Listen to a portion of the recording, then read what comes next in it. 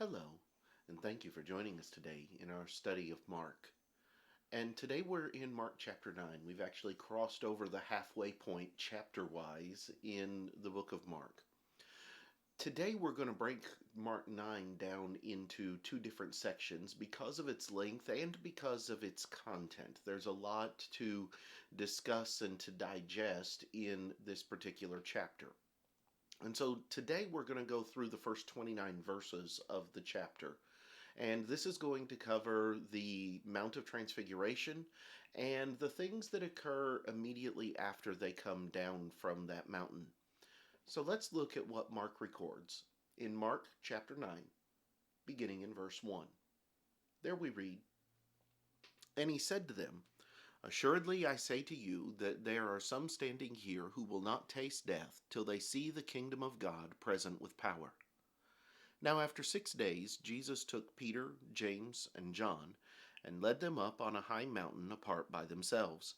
And he was transfigured before them. His clothes became shining, exceedingly white, like snow, such as no launderer on earth can whiten them. And Elijah appeared to them with Moses, and they were talking with Jesus.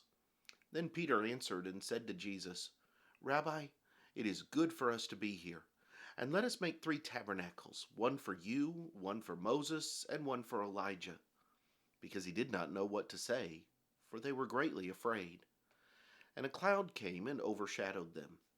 And a voice came out of the cloud, saying, This is my son. Hear him. Suddenly, when they had looked around, they saw no one any more, but only Jesus with themselves. Now as they came down from the mountain, he commanded them that they should tell no one the things they had seen till the Son of Man had risen from the dead. So they kept this word to themselves, questioning what the rising from the dead meant. And they asked him, saying, Why do the scribes say that Elijah must come first? Then he answered and told them, Indeed, Elijah is coming first and restores all things. And how is it written concerning the Son of Man, that he must suffer many things and be treated with contempt? But I say to you that Elijah has also come, and they did to him whatever they wished, as it is written of him.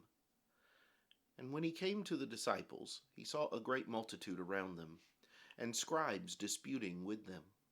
Immediately, when they saw him, all the people were greatly amazed, and running to him, greeted him. And he asked the scribes, What are you discussing with them? Then one of the crowd answered and said, Teacher, I brought you my son, who has a mute spirit, and wherever it seizes him, it throws him down.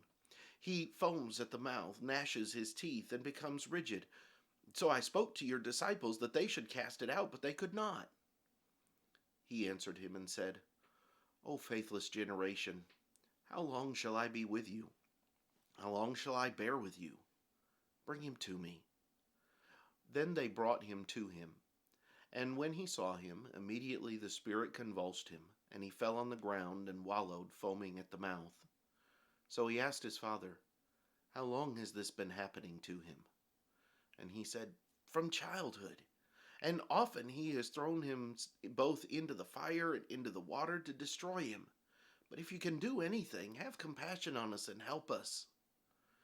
Jesus said to him, If you can believe, all things are possible to him who believes. Immediately the father of the child cried out and said with tears, Lord, I believe. Help my unbelief.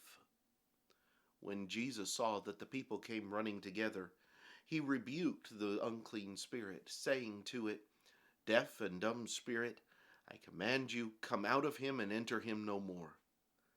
Then the spirit cried out, convulsed him greatly, and came out of him.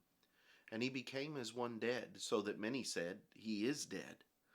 But Jesus took him by the hand and lifted him up, and he arose.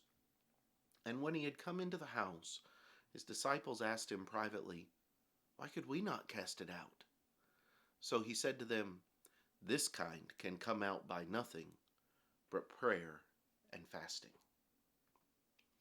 Here in this first half, or first 2/3 of Mark 9, you have the account of the Transfiguration. You also have the account of what happens when they come down from the mountain. Next time, we'll come back and we'll look at some of the things that we need to understand and that we need to recognize from this section of Mark 9. I hope that you'll join us then. But until then, have a great day.